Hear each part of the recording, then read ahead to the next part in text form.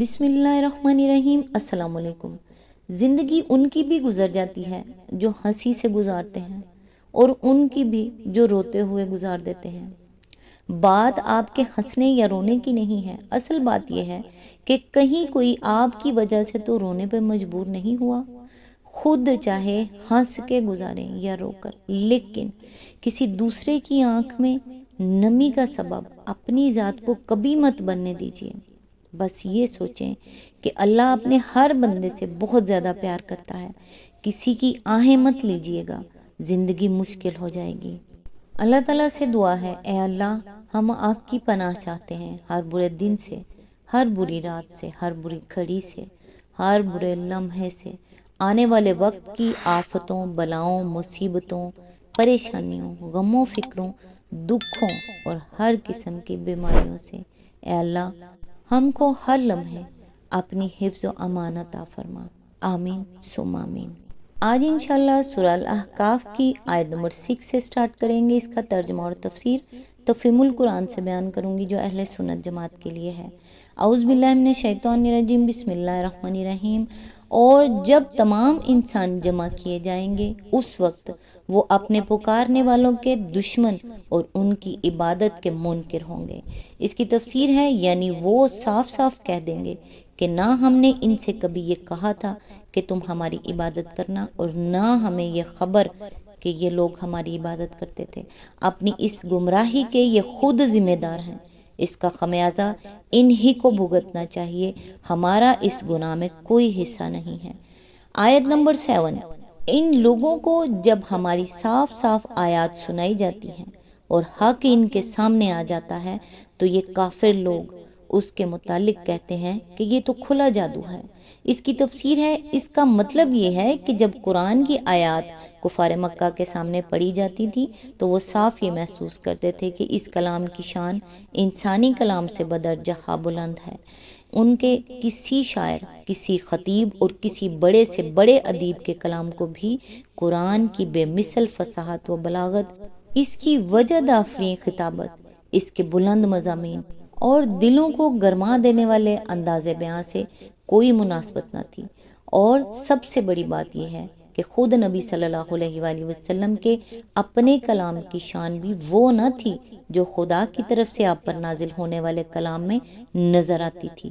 جو لوگ بچپن سے آپ کو دیکھتے چلے آ رہے تھے وہ خوب جانتے تھے کہ آپ کی زبان اور قرآن کی زبان میں کتنا عظیم فرق ہے، اور ان کے لیے یہ باور کرنا ممکن نہ تھا کہ ایک آدمی جو 40-50 برس سے شب و روز ان کے درمیان رہتا ہے، وہ یکا یک کسی وقت بیٹھ کر ایسا کلام گھڑ لیتا ہے جس کی زبان میں اس کی اپنی جانی پہچانی زبان سے قطعی کوئی مشابہت نہیں پائی جاتی۔ یہ چیز ان کے سامنے حق کو بالکل بے نقاب کر کے لے آتی تھی، مگر وہ چونکہ اپنے کفر پر اڑے رہنے کا فیصلہ کر چکے تھے، اس لیے اس صریح علامت کو دیکھ کر سیدھی طرح اس کلام کو کلام وحی مان لینے کے بجائے یہ بات بناتے تھے کہ یہ کوئی جادو کا کرشمہ ہے۔ ایک اور پہلو جس کے لحاظ سے وہ قرآن کو جادو قرار دیتے تھے، اس کی تشریح ہم اس سے پہلے کر چکے ہیں۔ ملاحظہ و تفہیم القرآن جلد 3 سورہ الانبیاء حاشیہ نمبر 5، جلد 4 تفسیر سورہ سواد حاشیہ نمبر 5۔ آیت نمبر 8۔ کیا ان کا کہنا یہ ہے کہ رسول نے اسے خود گھڑ لیا ہے؟ ان سے کہو، اگر میں نے اسے خود گھڑ لیا ہے تو تم مجھے خدا کی پکڑ سے کچھ بھی نہ بچا سکو گے۔ جو باتیں تم بناتے ہو اللہ ان کو خوب جانتا ہے، میرے اور تمہارے درمیان وہی گواہی دینے کے لیے کافی ہے، اور وہ بڑا درگزر کرنے والا اور رحیم ہے۔ اس کی تفسیر ہے، اس سوالیہ طرز بیان میں سخت تعجب کا انداز پایا جاتا ہے۔ مطلب یہ ہے کہ کیا یہ لوگ اتنے بے حیا ہیں کہ محمد صلی اللہ علیہ وآلہ وسلم پر قرآن خود گھڑ لانے کا الزام رکھتے ہیں، حالانکہ انہیں خوب معلوم ہے کہ یہ ان کا تصنیف کردہ کلام نہیں ہو سکتا، اور ان کا اسے سحر کہنا خود اس امر کا صریح اعتراف ہے کہ یہ غیر معمولی کلام ہے جس کا کسی انسان کی تصنیف ہونا ان کے اپنے نزدیک بھی ممکن نہیں ہے۔ اسی آیت کے ضمن میں آگے فرمایا، چونکہ ان کے الزام کا محض بے اصل اور سراسر ہٹ درمی پر مبنی ہونا بالکل ظاہر تھا، اس لیے اس کی تردید میں دلائل پیش کرنے کی کوئی حاجت نہ تھی۔ بس یہ کہنے پر اکتفا کیا گیا کہ اگر واقعی میں نے خود ایک کلام تصنیف کر کے اللہ کی طرف منسوب کرنے کا جرم عظیم کیا ہے جیسا کہ تم الزام رکھتے ہو، تو مجھے خدا کی پکڑ سے بچانے کے لیے تم نہ آؤگے، لیکن اگر یہ خدا ہی کا کلام ہے تو تم جھوٹے الزامات رکھ رکھ کر اسے رد کر رہے ہو، تو اللہ تم سے نمٹ لے گا۔ حقیقت اللہ سے چھپی ہوئی نہیں ہے، اور جھوٹ سچ کا فیصلہ کرنے کے لیے وہ بالکل کافی ہے۔ ساری دنیا اگر کسی کو جھوٹا کہے اور اللہ کے علم میں وہ سچا ہو تو آخری فیصلہ لازماً اسی کے حق میں ہوگا، اور ساری دنیا اگر کسی کو سچا کہہ دے مگر اللہ کے علم میں وہ جھوٹا ہو تو آخر کار وہ جھوٹا ہی قرار پائے گا۔ لہٰذا الٹی سیدھی باتیں بنانے کے بجائے اپنے انجام کی فکر کرو۔ اسی آیت کے ضمن میں آگے فرمایا، اس مقام پر یہ فکرہ دو معنی دے رہا ہے۔ ایک یہ کہ فی الواقعہ یہ اللہ کا رحم اور اس کا درگزر ہی ہے جس کی وجہ سے وہ لوگ زمین میں سانس لے رہے ہیں جنہیں خدا کے کلام کو افترا قرار دینے میں کوئی باک نہیں، ورنہ کوئی بے رحم اور سخت گیر خدا اس کائنات کا مالک ہوتا تو ایسی جسارتیں کرنے والوں کو ایک سانس کے بعد دوسرا سانس لینا نصیب نہ ہوتا۔ دوسرا مطلب اس فکرے کا یہ ہے کہ ظالموں اب بھی اس ہٹ درمی سے باز آ جاؤ تو خدا کی رحمت کا دروازہ تمہارے لیے کھلا ہوا ہے، اور جو کچھ تم نے اب تک کیا ہے وہ معاف ہو سکتا ہے۔ آیت نمبر 9، ان سے کہو میں کوئی نرالا رسول تو نہیں ہوں، میں نہیں جانتا کہ کل تمہارے ساتھ کیا ہونا ہے اور میرے ساتھ کیا، میں تو صرف اس وحی کی پیروی کرتا ہوں جو میرے پاس بھیجی جاتی ہے، اور میں ایک صاف صاف خبردار کرنے والے کے سوا اور کچھ بھی نہیں ہوں۔ اس کی تفسیر ہے، اس ارشاد کا پس منظر یہ ہے کہ جب نبی صلی اللہ علیہ وآلہ وسلم نے اپنے آپ کو خدا کے رسول کی حیثیت سے پیش کیا تو مکہ کے لوگ اس پر طرح طرح کی باتیں بنانے لگے۔ وہ کہتے تھے کہ یہ کیسا رسول ہے جو بال بچے رکھتا ہے، بازاروں میں چلتا پھرتا ہے، کھاتا پیتا ہے اور ہم جیسے انسانوں کی طرح زندگی بسر کرتا ہے۔ آخر اس میں وہ نرالی بات کیا ہے جس میں یہ عام انسانوں سے مختلف ہو اور ہم یہ سمجھیں کہ خاص طور پر اس شخص کو خدا نے اپنا رسول بنایا ہے۔ پھر وہ کہتے تھے کہ اگر اس شخص کو خدا نے رسول بنایا ہوتا تو وہ اس کی اردلی میں کوئی فرشتہ بھیجتا جو اعلان کرتا کہ یہ خدا کا رسول ہے، اور ہر اس شخص پر عذاب کا کوڑا برسا دیتا جو اس کی شان میں کوئی ذرا سی گستاخی کر بیٹھتا۔ یہ آخر کیسے ہو سکتا ہے کہ خدا کسی کو اپنا رسول مقرر کرے اور پھر اسے یوں ہی مکے کی گلیوں میں پھرنے اور ہر طرح کی زیادتیاں سہنے کے لیے بے سہارا چھوڑ دے؟ اور کچھ نہیں تو کم از کم یہی ہوتا کہ خدا اپنے رسول کے لیے ایک شاندار محل اور ایک لہلہاتا باغ ہی پیدا کر دیتا۔